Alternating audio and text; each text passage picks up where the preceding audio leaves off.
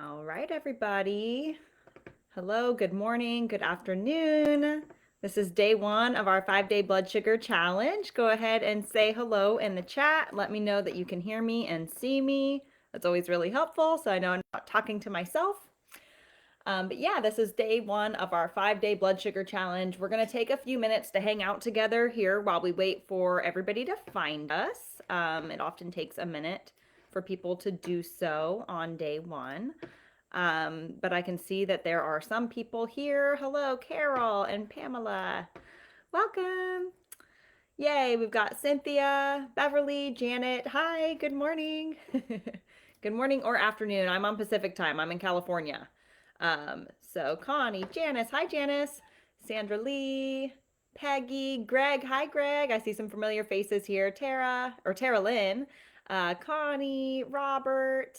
Awesome. We've got a good sized group here. Sarah. Hi, Sarah. April, Sharon, Paula, Lisa, Robert. Okay, good. Awesome. You guys did the hardest part was you found my live on day one of the challenge. So I'm really glad y'all are here. We got more people joining. Oh my gosh, I can't even keep up with all of you. Sue, David, Becky, Leslie, Gwendolyn, Kathy, Suzanne, Donna, Julie, Thomas, Nevelyn, Laura, Colleen. Good morning, everybody. Hi, Teresa. Hi, Georgianne. Sherry. Hi, Sherry. Elaine. Like I said, I see lots of familiar names. Cool. Well, we'll hang out for just a couple minutes while we wait for everybody to find us, and then we'll dive into day one of our 5-day blood sugar challenge. I'm sure, as usual, we probably have some repeat customers here, which we absolutely love. And then some of you guys, this could be your very first time doing the 5-day blood sugar challenge with us. So welcome. I'll take a little time at the beginning of today's training to kind of introduce myself and my team. And then we'll dive into today's training. But like I keep repeating, we're going to hang out together for just a few minutes and make sure everybody finds us today. Hi, Terry. Hi, Susan. Hi, Farah. Aw. I love the familiar faces. So go ahead and share with us. Is this your first time doing the 5-day blood sugar challenge? If it's your first time, type a 1 in the chat. If it's your second time, type a 2. If you've lost count, tell us in the chat. We know, again, we have people who come back over and over again because we cover a lot this week. Hi, Tammy. Hi, Roger, April, Vicky, Rhonda, Beatrice. Okay, cool. I see lots of ones rolling in. So lots of first timers here. Joyce this is her second time. Robert, second time. Very cool. Hi, Jamma. I'm glad that you're here too, and especially because it's your first time. Cool. Steve says 2. Awesome. Anybody here for a third time or a fourth time? I've been doing this challenge for a long time. Terry says, old timer here. Yeah. Yeah, lots of ones. Cool. Well, as you can see, we also have Terry says it's her third, our other Terry says it's her third time. Tana says 3. So as you guys can see, people come back to this challenge. Sarah says 3. Greg says his third time. Yeah, we have people come back because we cover so much information, and I really feel like it's possible to learn something new every single time. Or maybe have an aha moment because maybe the way I say something the first time doesn't make sense to you and you hear it a second time and it really sinks in. So I'm really glad for those of you who are here for your first time, but I'm also really glad to see some repeat customers here. Amber says, first time for me. I've only been on this journey for a few weeks. Awesome, Amber. Way to nip this in the bud. Mark's first time, Shelly's. Cool. Yeah, and as you guys are going to see as we all hang out together this week, we have thousands of people signed up for this event. And with that in mind, everybody's journey is so different. We have people like the person who just shared in the chat that were just diagnosed weeks ago. And we also have people signed up for this challenge who have been diagnosed with diabetes for 20 or 30 years, like multiple decades. And what I want to say to you all is that it doesn't matter how long ago you were diagnosed. It does not matter how high your A1C is right now. It doesn't matter how many medications you're on. It doesn't matter how strong your family history of diabetes is. What you learn this week is going to teach you that insulin resistance is reversible. And that's really exciting. And it does not matter. It does not discriminate based on how far along or how severe your diagnosis is. So really happy for those of you who have been dealing with this for a super long time. I'm equally happy for those of you who maybe just have pre-diabetes and have not crossed that threshold into the full-blown type 2. And equally excited for those of you who were diagnosed maybe just last month, as well as those of you who were diagnosed 30 years ago. Janine's asking, is it possible to reverse diabetes after 20 to 30 years? Yeah, it is, with the right approach. And what's cool about this challenge, you guys, is that I'm not asking you to trust me blindly. What I teach you this week is going to allow you to see firsthand for yourself what does and doesn't work when it comes to lowering your blood sugar, lowering your A1C, and reversing the insulin resistance. So what I mean, you'll learn what I mean by that. I'll explain what I mean by that. But basically what I teach you this week is going to allow you to test. There's a lot of conflicting advice out there, right? What I teach you this week is going to allow you to guess, or not guess, you to determine. It's going to allow you to determine and test maybe the American Diabetes Association's advice against what I teach you, or your doctor or dietitian's advice against what I teach you. You can test you can test plant-based, you can test keto, you can test specific foods, and see for yourself whether or not it works. So this is really going to allow you to cut out the noise, because that's the number one complaint. The number one frustration people have is there's so much conflicting information, right? There's so much conflicting information. Who do I trust? So we are 6 minutes after the hour at this point. I think we'll go ahead and dive into our day one training. You guys should be able to see my screen, I believe. Actually, I know that you can. I'm going to fix something on my screen really quick so I can see you all a little bit better. Okay, cool. So I'll start by kind of explaining how the challenge works so that you guys know what to expect. I'll introduce myself, and then every day of the challenge, I'm going to give you a little mini micro assignment that should not take much of your time or effort at all. And then we're off to the races. So this is day one. Let's get to it. Deb is saying that she can't see my full screen. It's screen on screen. Yeah, the way I have to do it on Facebook, the most important thing is that you can see my slides. So you guys just confirm for me, please. Can you see my slides, and is my internet connection okay for most of you? If yes, type yes. And then if I'm freezing or anything like that, it might be your internet connection, because it seems like it's working fine for everybody else. Yeah, I'm getting lots of yeses. So if your internet is freezing, go ahead and move closer to your internet router, or something like that. So it seems like everybody is fine. And yes, it is screen on screen because that's how I have to share. So as long as you guys can see my slides and see me, then we're good to go. So we'll go ahead and dive into day one.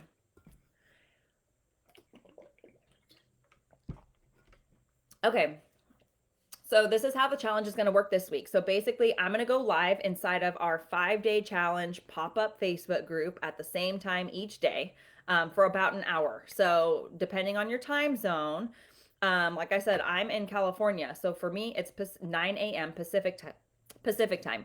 So I'm going live at 9 a.m. Pacific time. That is 10 a.m. Mountain Time, 11 a.m. Central Time, 12 p.m. Eastern Time every day this week.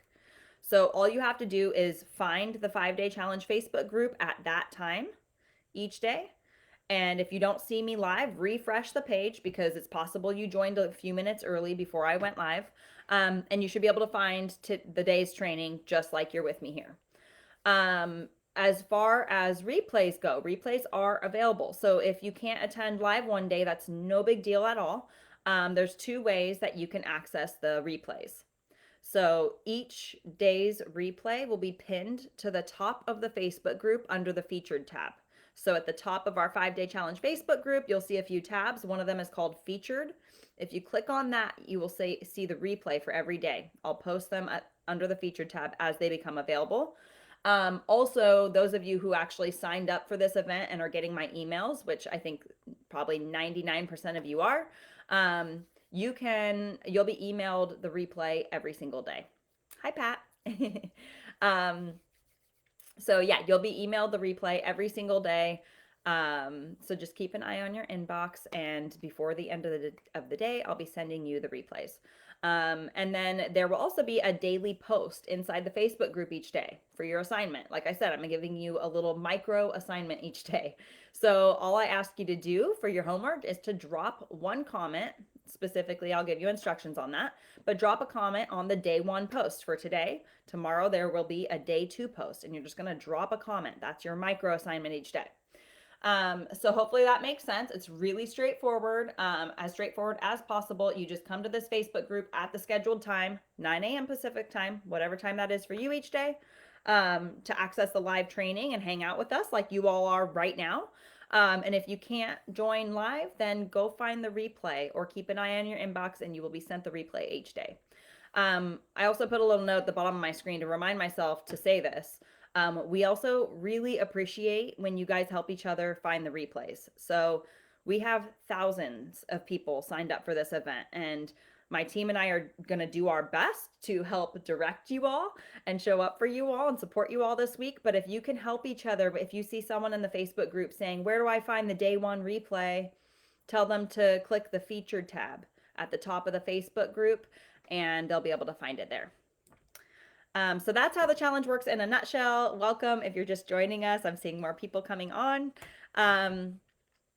I also want to be really, really clear. I get this question a lot, like, what do I need for the challenge? There's no diet changes today. Tomorrow, I'll give you some really simple, straightforward recommendations. But you really shouldn't have to go to the grocery store or buy anything special. You should be able to follow the very, very simple guidelines that I give you tomorrow as long as you have some groceries in the house, you should be able to make it work. But that being said, there's no diet changes today. And then the only thing you really need for this challenge to fully participate is a glucose meter. That can be any kind of blood meter. So any brand is fine. You can get a blood meter at your local drugstore. You can go to CVS, Rite Aid. Any kind of pharmacy should have a blood meter with test strips that you can buy. And the other option is to get a CGM, which I just put one in the other day. And these are really helpful these are helpful for a lot of reasons we can talk about, but these are really allow you to skip the finger pricks. So those of you who hate pricking your finger, understandably so, this checks your blood sugar every single minute of the day around the clock for 14 days straight. And it syncs your blood sugar to an app in your phone.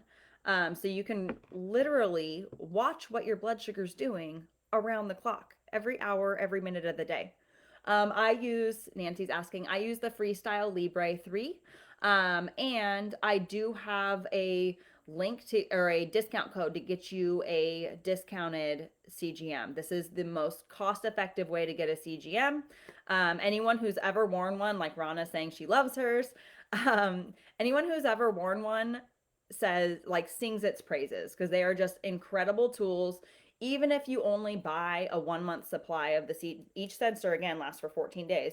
Even if you only buy a 1 month supply, like a 28-day supply, you're going to learn so much in those first just 14 days. So it's not something you have to commit to forever. It's been probably a year since I put one on, but I thought it'd be fun to put one on this week for the challenge. But yeah, you're going to learn so much and be able to connect the dots and really see when your blood sugar peaks and then reverse engineer that and figure out why it's peaking. Beverly's saying she loves the Libre 3. So this is the Libre 3. I have done a lot of research to find the least expensive workaround to get you guys CGMs. And there's a little bit of it's like a 3-step process for you to get it with a discount because most doctors will not write a prescription for these. Pretty soon they're going to be available without a prescription, but as of right now, you need a doctor's prescription to get one, and most doctors will not prescribe them unless you're on insulin. So anyways, that's a little bit of a tangent, but basically if you have a glucose meter, that's a blood sugar meter, okay? Either a CGM or a blood meter where you prick your finger, pop that sensor in the meter, and then determine what your blood sugar is. That's ideal for our 5 days together. If you don't have a glucose meter of any sort, that's fine too. You are still going to learn so much this week. And you can really immerse yourself in the community and see the results that other people are getting so that you can fully buy into it and go, okay, this is clearly working for thousands of people, whether or not whether or not you have a blood meter or a CGM or not. Okay. And then, hi, Mara. Deb, Charlene, I'm learning so much for first 14 days with it on. Exactly, Charlene. And it's like, you can take a break after 14 days. You can save your next sensor for, if you want to test some things that you're curious about. But just even the first 14 days. So yes, I will be sharing in the Facebook group as well as in your weekly or in your daily emails that I'm sending out. There's the link with instructions to get a CGM with my discount if you are interested. Not required if you are interested. You do pay out of pocket and it varies from person to person, to be clear. But sometimes your insurance kicks in a little bit when you go to pick it up at the pharmacy, which can be kind of nice. A welcome little surprise. Okay, so yep, you'll get an email each day. Thank you guys. So let me go ahead and introduce myself and my team. So those of you, I know we have lots of first timers and I used to always forget to introduce myself. So my name's Mallory Nowak. I am a functional nutritionist. So I got certified as an FNTP through the Nutritional Therapy Association. I also have a bachelor's degree in nutrition and food science from California State University, Sacramento. I'm the founder of the Type 2 Transformation Program, which is a 12-week online course I created to help people reverse type 2 diabetes and put diabetes in remission. And my mission is to help thousands of people repair their blood sugar and A1C without a lifetime of medications, which is really exciting because, as you'll learn this week, insulin resistance is reversible. And a lot of people have been led to believe that it's not, and that if you have a strong family history, you're destined to have type 2 diabetes, or once you have type 2 diabetes, you can't reverse it. There are so many myths floating around, and really I feel strongly that it is the mainstream guidelines that people are given. It's the way that Western medicine is treating type 2 diabetes in a lot of ways that's causing people to struggle with it over many, many years, decades, and most often, unfortunately, the rest of their lives, when the reality is that this is repairable. So really excited to be here with you guys this week and sharing that information with you. So that's me. And then I want to introduce you to my team, who you've probably seen floating around in the Facebook group because they've been supporting you all there. So we've got my lead nutritionist, Callie. Her real name is Callista. So you'll see Callista Chamas in the Facebook group, and then Tiana Ladon. These two are both functional nutritionists. I work closely with them. They work closely with our clients. And we all specialize in helping people reverse insulin resistance. We specialize in blood sugar. We specialize in helping people lower that A1C. And so you'll see these two floating around in the Facebook group, cheering you on this week, redirecting you when you need it, and just kind of answering some of your questions. Okay, so that gets us through introductions and how the 5-day blood sugar challenge works. So at this point, we can go ahead and dive into today's training. So I always like to start day one with going through some of the basics because a lot of people, in my experience, a lot of people are diagnosed with diabetes and really not given a lot of information. So type me in the chat if you feel like you were given this scary diagnosis and maybe sent out the door with a prescription, but not a lot more information beyond that. Like maybe you weren't told what you should be eating, what you should be doing, how you should be testing your blood sugar. So type me in the chat if you feel like you were kind of left to your own devices. Yeah, a lot of you guys saying yes. Super, super common and super frustrating because at the end of the day, this is a dietary disease. And so come on, let's talk about diet. Let's talk about how we can change this. So let's start with some basics here. Yeah, Elaine says, I don't know how to test. And that's fine, Elaine. I'm going to teach you how I recommend testing this week. And I think you're going to have that light bulb moment and be like, oh, that makes complete sense. And my goal for you all and my promise to you all is that we're going to do this week with just 2 finger pricks a day. So if you've got a blood meter and you're doing finger pricks instead of wearing a CGM, my promise to you is that I'm going to teach you how to test your blood sugar and make really solid conclusions and get really valuable data with just 2 finger pricks a day. Okay, so this is the least amount of effort to get the best results. So Healthy blood sugar ranges. Let's just talk, let's just define a few things, okay? So healthy blood sugar ranges, I want to be really, really clear that these numbers may not be realistic for you right now. I says that at the bottom of my screen. That's really important. That being said, what's considered normal or optimal blood sugar ranges would be between 70 and 100 milligrams per deciliter while fasting, right? So maybe if you're like between lunch and dinner and you haven't had anything to eat in 4 hours, that would be considered like fasting. So you ideally your blood sugar would be between 70 and 100, or when you wake up in the morning, right? So that would be your fasting blood sugar. And then optimal ranges for 1 to 2 hours after eating, right? When we eat, our blood sugar gradually increases and usually peaks around the 1 to 2 hour mark. Usually that's how long it takes for our blood sugar to peak after a meal. Often, probably more often, right around the 1 hour mark, but there's a lot of factors that kind of determine when your blood sugar is going to peak. Obviously, if you drink a big 16-ounce glass of orange juice, then your blood sugar is going to peak probably a lot faster than if you eat a steak with potatoes and asparagus and whatever, right? Because that liquid, that smoothie or that juice is going to enter your bloodstream very quickly. But usually 1 to 2 hours after eating, and blood sugar should be between 70 and 140. So the upper range being 140. That being said, I feel like this could be a little bit strict. I've also seen a lot of doctors set their patients' glucose, their CGM meters upper range to 180. Again, I want to be really clear with this slide because I don't want anyone beating themselves up. I want to be really clear. We do not expect that you are seeing these numbers right now. Okay. So give yourself some grace. You're here because you're struggling with high blood sugar. We do not expect you to see these numbers right now. This is just giving you the definition of what's considered optimal blood sugar ranges. Okay. So I also want to remind you all that comparison is the thief of joy. This is true in life in general, and it's also true when it comes to your blood sugar. Comparison is the thief of joy.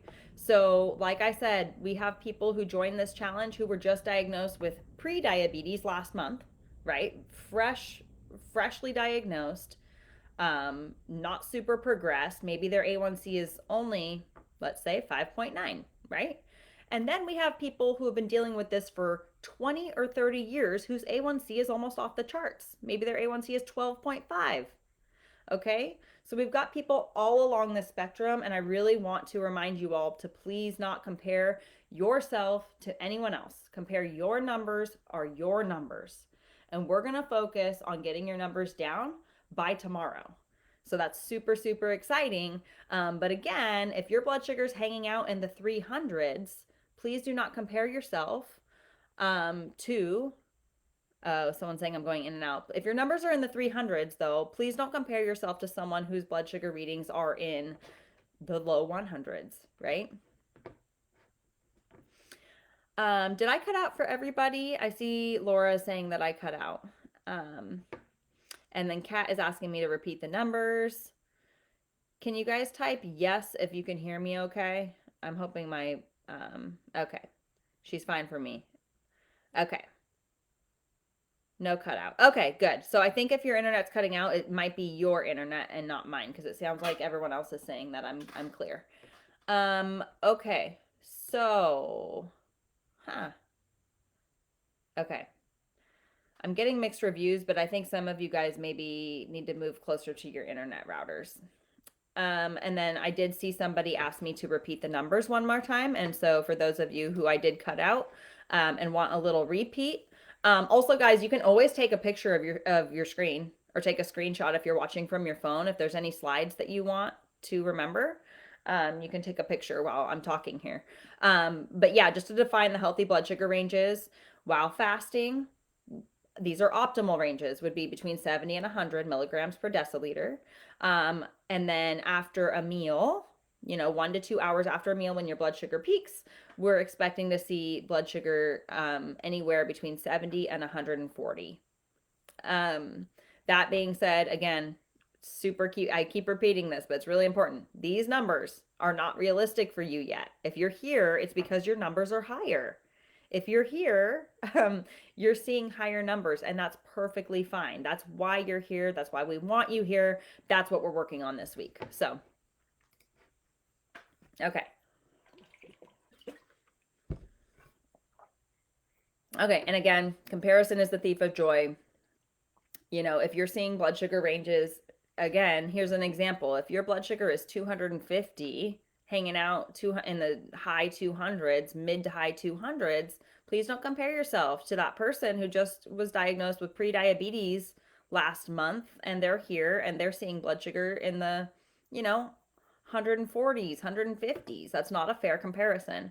So focus on your own numbers.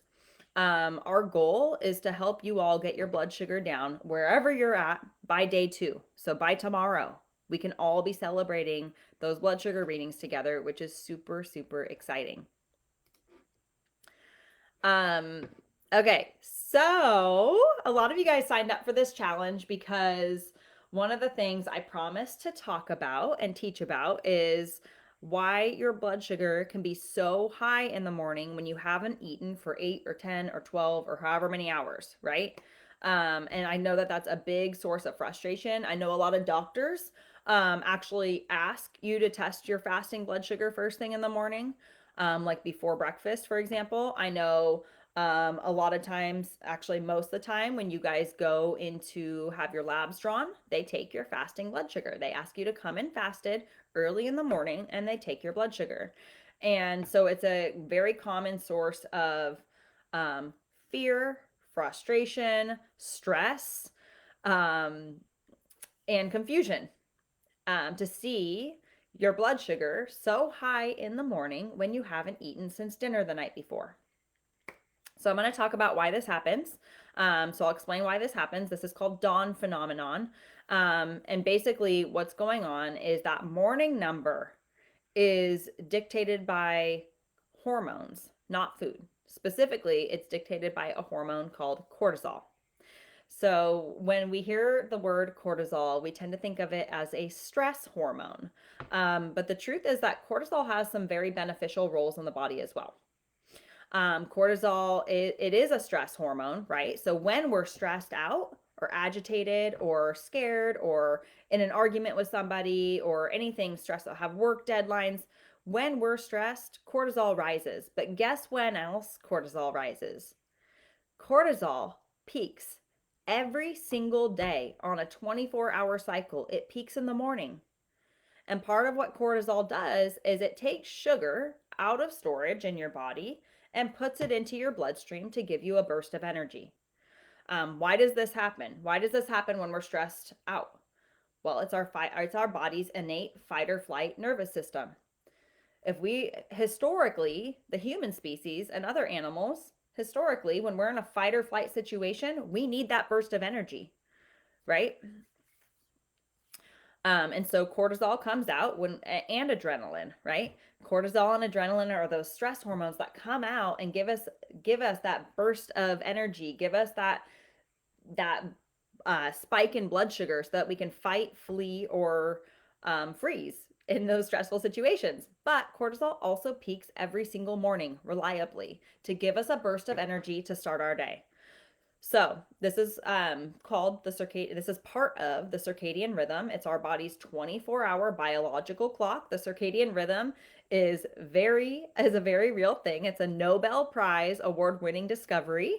It's the body's 24-hour biological clock, and cortisol is part of that. Cortisol peaks in the morning, and it gives us a burst of energy to start our day. So it doesn't matter, what you ate the night before is not an accurate reflection. Your morning number is not an accurate reflection of what you ate the night before.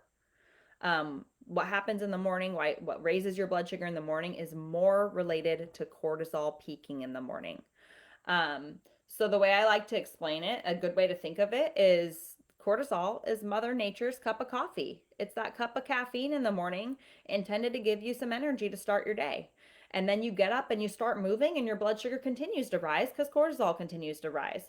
And then the other important thing when it comes to these hormones and our circadian rhythm and our blood sugar is that cortisol peaks in the morning and then gradually comes down throughout the day.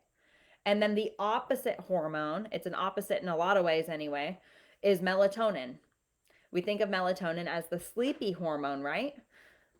Melatonin is lowest in the morning, right? We don't want to, humans are diurnal creatures, not nocturnal, right? We're meant to be awake during the day and asleep at night. We're meant to be moving around and active during the day. So cortisol is very energizing. Think of cortisol. It's energizing. It's caffeine. It's that cup of coffee, right? It's highest in the morning when we're supposed to be active. Throughout the day, it gradually declines until the evening comes and it's at its lowest. And then melatonin is the opposite. You wake up in the morning, melatonin is the lowest it will be for the entire day. And throughout the day, melatonin builds and builds and builds until the sun goes down and melatonin is at its highest and we start to get sleepy and we sleep and we do it all over again every single day. It's that 24-hour circadian rhythm. So hopefully that makes sense as far as why your blood sugar's so high in the morning, even if you ate a perfect dinner the night before, even if you fasted the day before, right? It doesn't matter because it's driven by hormones like cortisol and not a reflection of the food that you ate. So hopefully that's helpful. Personally, I think the fasting blood sugar in the morning is not very helpful.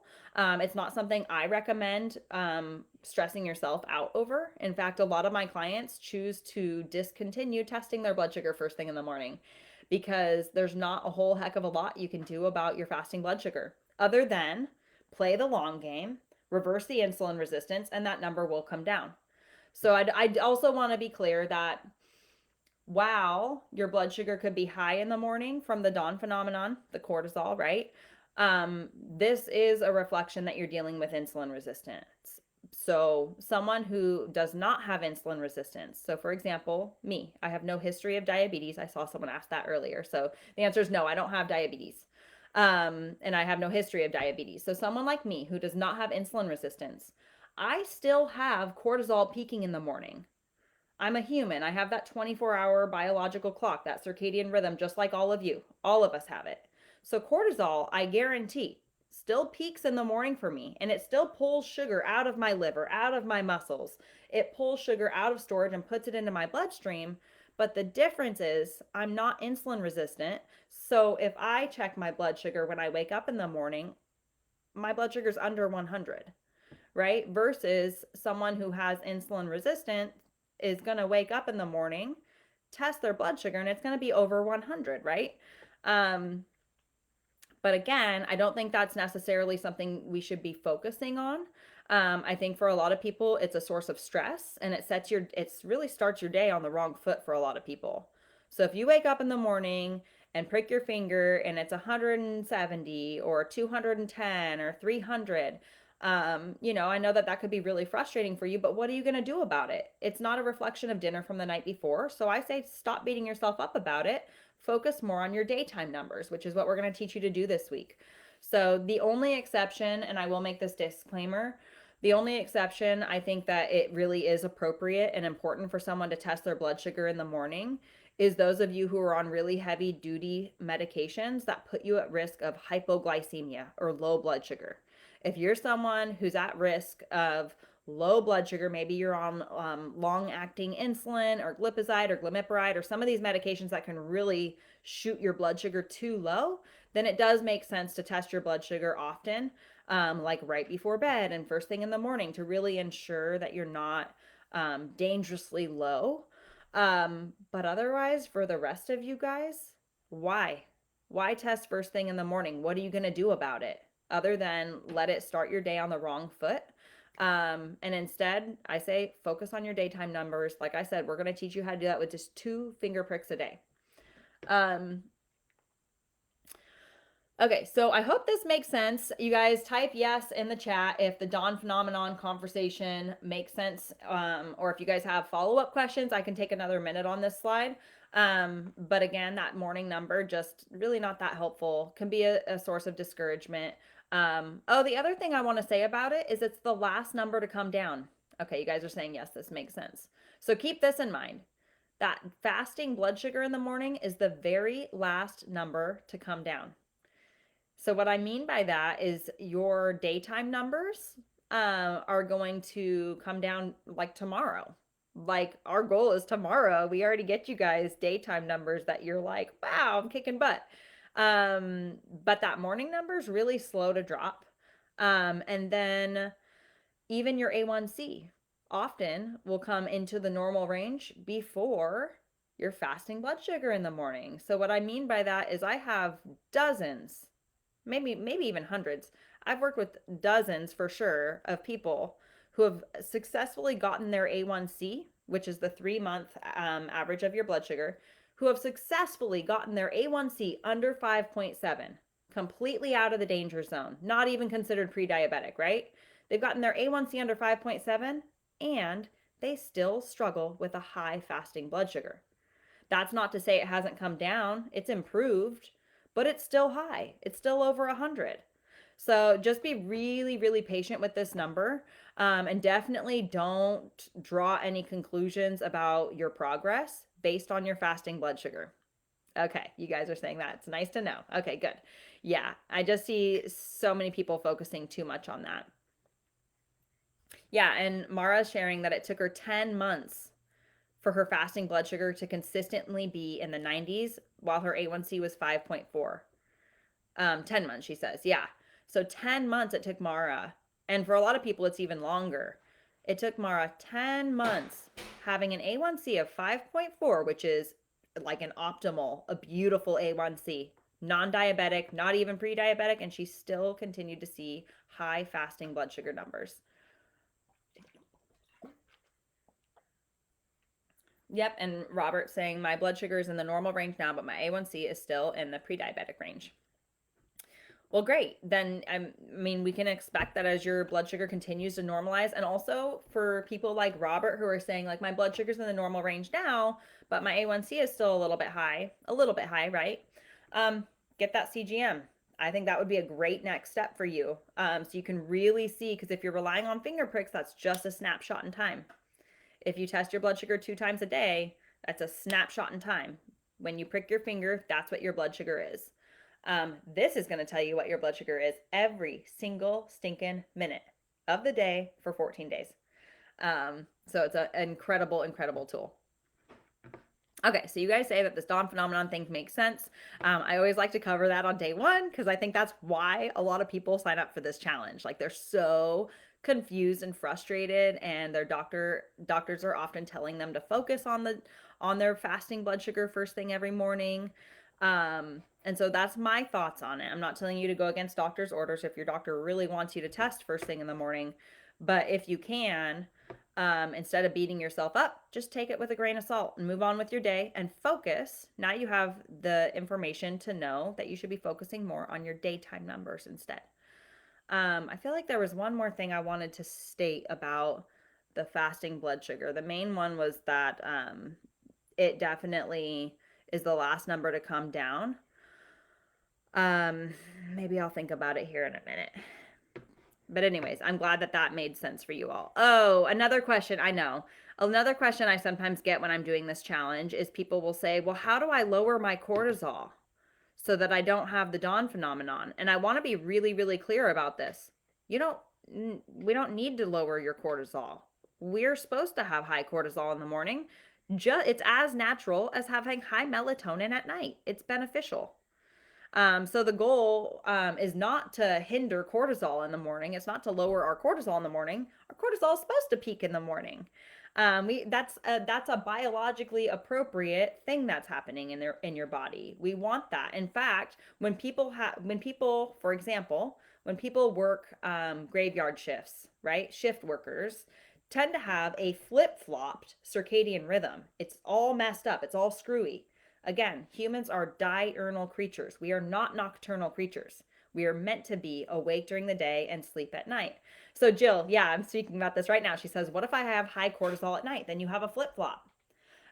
This can be true for shift workers, like who work, evening shifts or graveyard shifts, but it can also be true for anybody out there who maybe hangs out on their cell phone or stays up watching TV or stays up doing anything till maybe 3 o'clock in the morning, or really just late at night. It's gonna skew your 24-hour biological clock. It's gonna skew that circadian rhythm, and then you're gonna be producing cortisol at inappropriate times a day. You're gonna be producing melatonin, the sleepy hormone, at inappropriate times a day.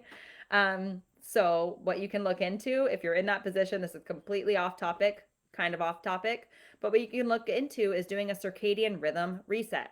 Circadian rhythm, 24-hour biological clock. And I will just tell you really quickly it's really largely dictated by Mother Nature's light and dark cycles. So we have 24-hour access to indoor lights, right? Temperature control, we have light bulbs, we've got all these electronics. But if we just go back to try to mimic and honor Mother Nature's light and dark cycles, pretend as if you were living outside and there was no such thing as a light bulb, there's no such thing as even a cell phone, right? Then we would be at Mother Nature's, we would be at the dispense of Mother Nature's light and dark cycles. When the sun goes down, there's no light, right? So it would be dark. And then melatonin, that increases melatonin. And then in the morning, we would rise with the sun. So our CGM's expensive. It varies from person to person. So we'll be posting the link to get a CGM. And you guys can kind of punch in. It's a 3-step process, so you can look into it for yourself and see what your pharmacy. But yeah, you get a coupon. By far, the instructions I've written out for you is the least expensive way to get a CGM if you have to pay over the counter.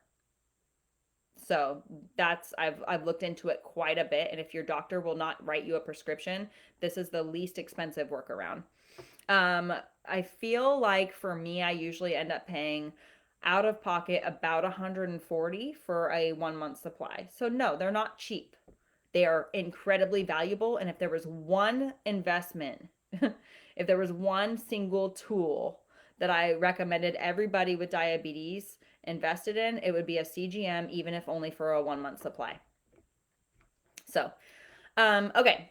So back to the dawn phenomenon conversation. If your blood sugar is high when you haven't eaten for 4+ hours, just remember, and this applies to the fasting blood sugar in the morning. Just remember, if you haven't eaten in 4 hours or longer, the sugar is not appearing out of thin air into your bloodstream. Okay. Your morning fasting blood sugar is not an accurate reflection of dinner from the night before. At that point, in most cases, you haven't eaten for about 8 hours, right? Or even longer. And so it does not make sense that your blood sugar is high because of what you ate the night before. Again, you can eat a perfect blood sugar friendly meal and then go to sleep, not eat again for, let's say, 10 hours, and prick your finger in the morning and have a high fasting blood sugar. And it's not a reflection of dinner from the night before. It's cortisol pulling sugar out of storage, putting it in your bloodstream because it's intended to give you energy to start your day. It's Mother Nature's cup of coffee. So, okay, I think we made that very, very clear. So this kind of comes to the part in today's training where I'm going to give you guys your little micro assignment for the day. So I want to start, and I would love for you guys to share in the chat what nutrition advice you were given. Okay. So I want you to stop and think about it. I think the most common piece of advice I see is given to people with type 2 diabetes is to eat maybe 45 grams of carbs per meal. So a lot of women, maybe your doctor referred you to a dietitian or a diabetes educator. And a lot of people are told to eat like 45 grams of carbs per meal plus 20 per snack. A lot of you guys are saying you were not given any advice, which is equally frustrating. Yeah, tons of you guys are saying you didn't get any advice. Someone was said to watch your carbs, but what did that mean? So, did they give you a limit? Did they quantify that for you? They absolutely should have. Because to watch your carbs is such general advice. What does that mean? There's no definition of low carb. So what's low carb to one person is very high carb to another person. So that's very confusing advice if you ask me. I see Julie said she was told to eat 60 grams. Vicky said 40 grams of carbs per meal. Tara Lynn said increase protein. Linda said 45 grams of carbs per meal and to keep it under 135 grams of carbs per day. Okay, so this is very common advice. Someone said Mediterranean diet. Debbie says 45 carbs. Tom says 34 to 60. I think he meant 35 to 60 grams of carbs per meal. So yeah, just that first bullet is really common advice that I have on my screen here. The most common advice is somewhere between 30 to 60, and unfortunately, usually it's like 45 to 60 grams of carbs per meal.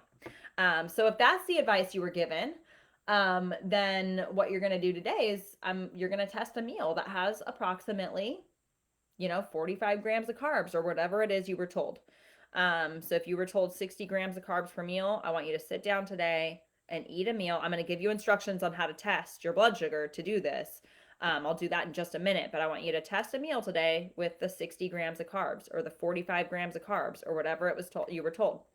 If you were told to go plant-based and you were not told how many grams of carbs, but you were told to go plant-based, then I want you to sit down today and test a plant-based meal.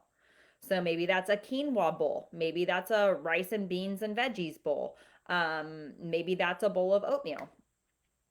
So I want you to test a plant-based meal. And I don't want you guys shying away on portions. I want you guys eating a realistic, nice, big portion of food. Maybe you were told to eat specific foods. Maybe you were told to eat oatmeal for breakfast. That's really, really, really common advice. So I would love if there's a specific food on this list here that you were told to eat, like oatmeal. I would love for you to eat a bowl of oatmeal and test it today. I just read your comment. Oatmeal will die. Yeah, Claudia, it's not a food I recommend, but I really want you guys to test the foods that you were told to eat for day 1 of the challenge, because tomorrow I'm going to teach you to do things my way, and you're going to be blown away with how much your blood sugar drops when you're eating the right way. And you're going to be maybe a little mad to find out that the advice on my screen is doing you a serious disservice. So it's really no wonder that so many people are struggling with diabetes over the course of a lifetime when they're following advice that is keeping them stuck and don't even know how to test their blood sugar to determine that. So we're giving you that information today. Starting tomorrow, I'll give you my guidelines, but starting today, I really want you guys to test the foods that you've been told to eat. So again, I love when people test oatmeal because a lot of you have been told to eat oatmeal for breakfast. And those of you who were not given any nutrition advice, here's what I would recommend doing for day 1 of the challenge. Tanya's asking, what if I got no advice? What I would do is go to the American Diabetes Association's website. Those of you who have done this challenge with me know why I laugh when I say that, because their advice is laughable in a lot of ways. They're finally starting to come around this much. But yeah, I mean, even 6 months ago or a year ago when I went to the ADA's website, I was incredibly disappointed by what they were recommending. But I would also love for you guys to go test a meal following an ADA recipe. Go to the American Diabetes Association, the leaders in type 2 diabetes. Go to their website and see what they're recommending and test a meal similar to what they're recommending. They have lots of recipes there you can find. Okay, so that's your homework for today. I'm going to teach you next how to test your blood sugar. But I also want to be clear that every day of this 5-day challenge, I'm only asking you to test one meal. Okay, and I really want you guys testing either lunch or dinner. Okay, so we're not going to test breakfast, although you can test breakfast foods. So that's why I'm saying I would love for you to test oatmeal, but I want you to test it at lunchtime or at dinner time. Can anybody guess why I would say that? Why would I want you guys to test these foods, to test your meals for lunch or dinner and not for breakfast? I'm just curious if anyone is catching on. It has to do with what we just spent a lot of time talking about right before I jumped to this screen. Yes, because cortisol in the morning. Yeah, that dawn phenomenon. Exactly. So if we're trying to really get a true baseline and see how a certain meal or a certain food is impacting your blood sugar, we really don't want cortisol to be impacting the results. Exactly. You guys are such good students. Awesome.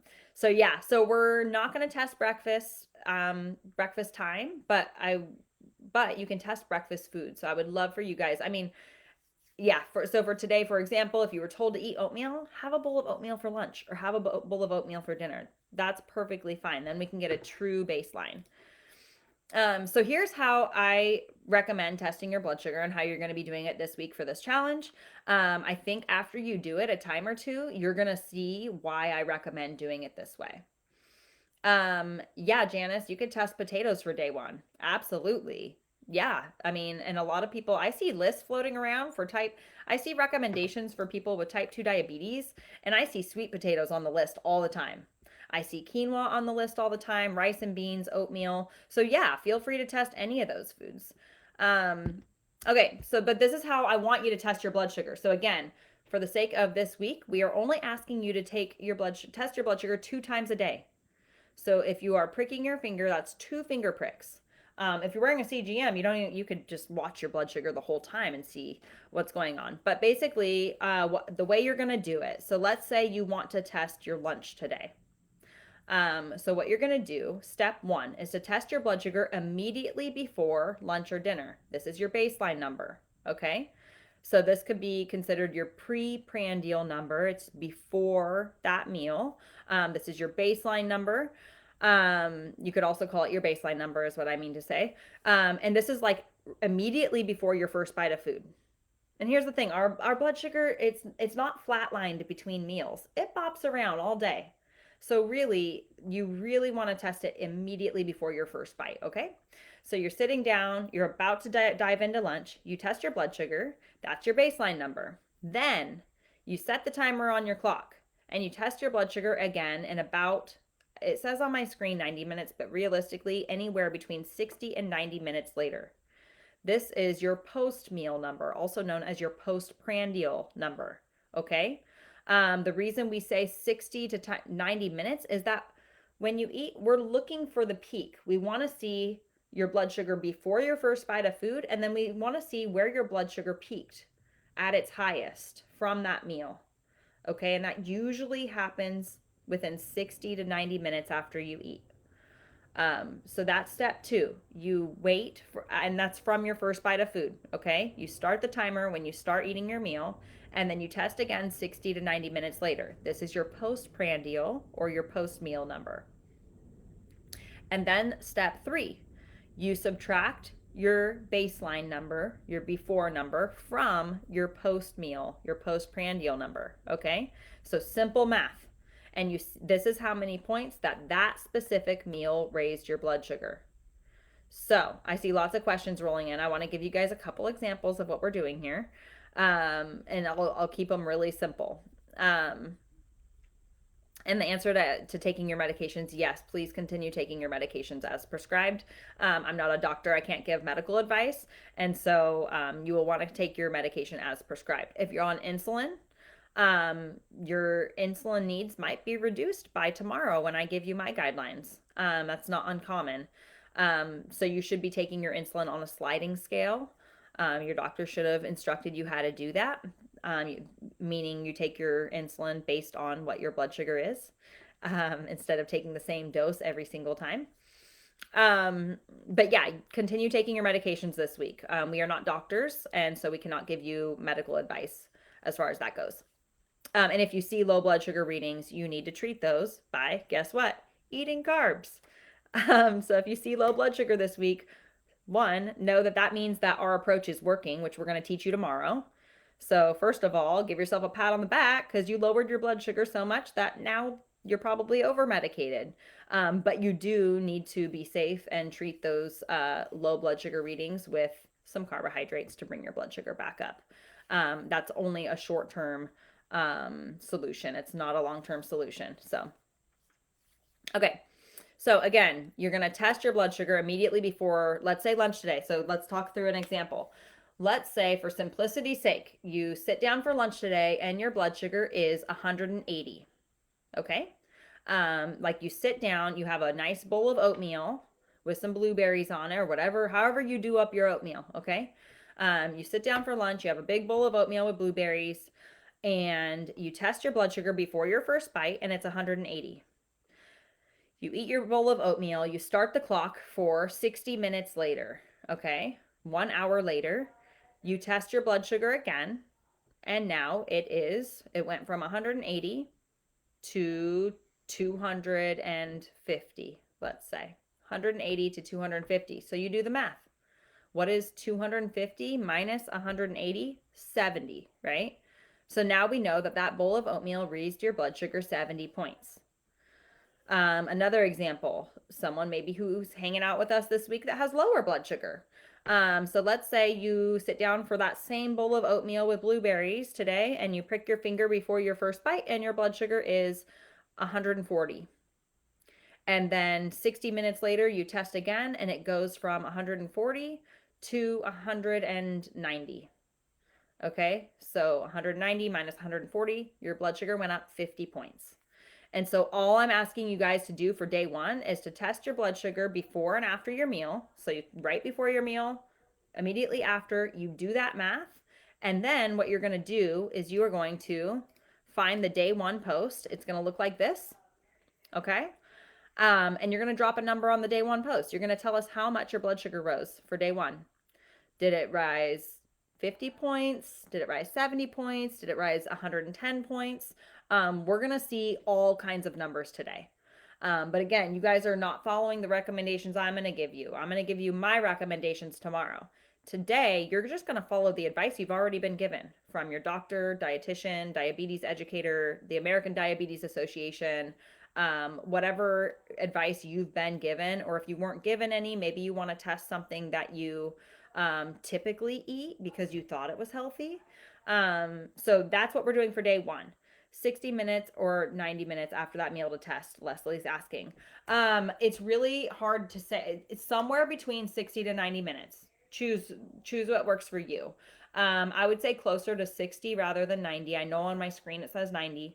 But truthfully, somewhere between 60 to 90 minutes. What we're looking for is we're looking for the peak. And there are so many variables that impact when your blood sugar peaks after a meal. So for example, like I said earlier, a glass, like a smoothie is going to enter your bloodstream probably more like 40 minutes after you drink it. Versus like a high protein with some fat and lots of fiber, like that's going to enter your bloodstream much more slowly. And it really might be closer to the 90 minutes that you see that peak. So for day one, I would say about 1 hour after you eat would be the best time to test your blood sugar, because I'm going to go ahead and assume most of you guys are eating a pretty high carbohydrate meal. If you're testing something like a bowl of oatmeal or a plant-based meal or something like that, it's probably going to enter your bloodstream closer to the 60-minute marks, closer to that 1 hour mark. So that's what I would do, but anywhere between 60 and 90 minutes. Again, beauty of a CGM.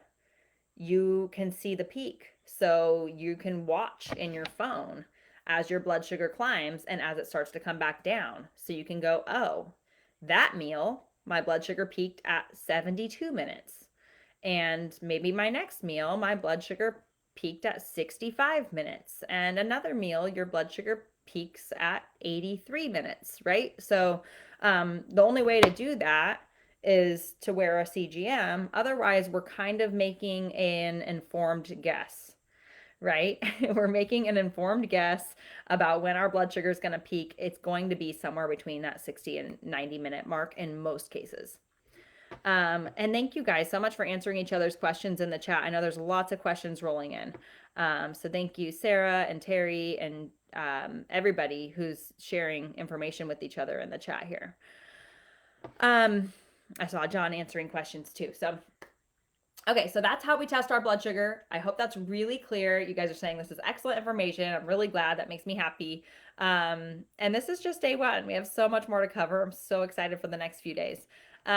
So the point of testing this way is to show you that the difference in your blood sugar matters more than the numbers themselves. Okay.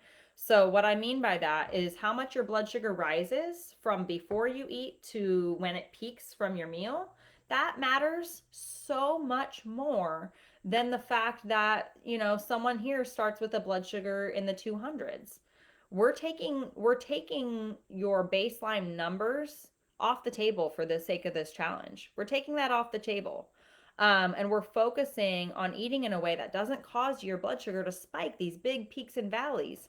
And again, I'm going to give you guidelines on day 2. So tomorrow I'm going to give you guidelines so that you can compare what you test today to what I'm going to teach you to eat tomorrow and see your blood sugar drop. And we're all going to celebrate together because it's pretty amazing to see how significant eating a different way, what a great impact that can have on your blood sugar. And it doesn't require portion control. So one thing I'm going to tell you tomorrow is that I actually want you to follow my guidelines, but I want you to eat a very large, satiating meal. I want you to eat a big meal. And I want to prove to you that you can do that and your blood sugar is going to stay nice and tight and you're not going to see a big spike. And I'll define what a spike is tomorrow. So don't get too hung up on that today. What we really expect to happen today is that your blood sugar does spike. Okay, so just to be clear, day 1 of the challenge, I'm being a bad nutritionist and asking you to spike your blood sugar. The rest, I promise, tomorrow through Friday, I'm going to teach you how to get your blood sugar down and balance your blood sugar. So we're not going to see those big spikes anymore. Okay, a couple more disclaimers and then we'll wrap up this training. So, or actually just one more disclaimer, really. I want to be also clear that all glucose meters, all blood sugar meters have a margin of error. It does not matter if we're talking about a CGM or a blood meter. It doesn't matter what brand you have. They all have a 15% margin of error. So, and this is straight from the FDA's website. According to the FDA, glucose meter values should be within 15% of results obtained from a lab 95% of the time, and within 20% of lab measurements 99% of the time. So there's even a 20% margin of error sometimes. So one thing to keep in mind this week is that sometimes your before and after reading is not going to make sense. And you're going to go, wait, why did my blood sugar spike that much following Mallory's guidelines? It shouldn't have spiked that much. And sometimes what we're going to tell you and encourage you to view it as, we're going to chalk it up to a meter error. Sometimes that happens. And sometimes, so for example, you can test, you can prick your finger and use 2 different test strips and test. I've done this and pull out with the same drop of blood on 2 different test strips and get 2 totally different blood sugar readings. Okay? We don't expect them. These are great tools, but they are not 100% accurate. So, oh, Cherry, thank you. That makes me happy to hear. Yeah, so we don't expect this. These are not 100% accurate tools. So when you prick your finger and you get like you do the math and you're like, wait, that doesn't make sense. Just know sometimes there's meter errors. These are not perfect. So, day 2, I'm going to give you guys guidelines. I'm going to tell you how many points, what the threshold is so that we don't see these big spikes. I'm not going to go through that today because I just want you guys to follow the very simple before and after testing a meal according to the advice that you've been given. And then by tomorrow, we're going to expect that number's a lot different.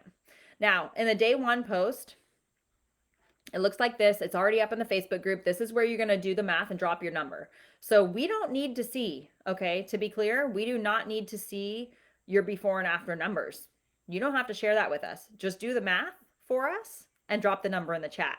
So if your blood sugar went up 38 points, all you do is put a 38 in the comments. If your blood sugar went up 112 points, all you do is put 112 in the comments. So we don't need to know your before and after blood sugar readings. What we do love is when you share what you ate so that we can all learn from each other. So we're sharing this data. So if you eat oatmeal today, say I ate a bowl of oatmeal with blueberries and my blood sugar went up 110 points. Or I ate a quinoa bowl with lots of veggies. And my blood sugar went up 78 points. So go ahead and do that math for us in the day 1 post. And then the only other thing I was going to mention, we talked a lot about the CGM today. You can get a CGM with my discount on, we'll be posting that if we haven't already. But it's a 3-step process, and most doctors will not write a prescription for you unless you're on insulin. So I do have a really great workaround. You do pay out of pocket. I think it's so worth it. Even a lot of people who don't have diabetes get a CGM because, like myself, like you can learn so much about blood sugar control through it. So, and then again, tomorrow, I'll be back on same time, same place. So just show up here if you want to join us live at 9 a.m. Pacific time or whatever time that is in your time zone. If not, you'll be able to find the replay at the top of the Facebook group. And then tomorrow for day 2, really exciting. We're going to talk about macros, myths, and misconceptions. So we're going to do a lot of debunking tomorrow. I'm going to explain why I don't agree with the American Diabetes Association. I don't agree with the 30 to 60 grams of carbs per meal. I don't agree with the plant-based recommendations for people with high blood sugar. So we're going to talk through all of that. I'm going to give you the reasoning. I'm not just going to say I don't agree with it. I'm going to explain why I don't agree with it. We're going to cover the macros, as in the macronutrients, and how they all impact our blood sugar very differently, so that again, you can make informed decisions when it comes to what you're going to eat, and what you want to get behind and buy into when it comes to which diet to follow, which foods to eat for your blood sugar. So I'm really excited about day 2. Day 2 is another very informative day.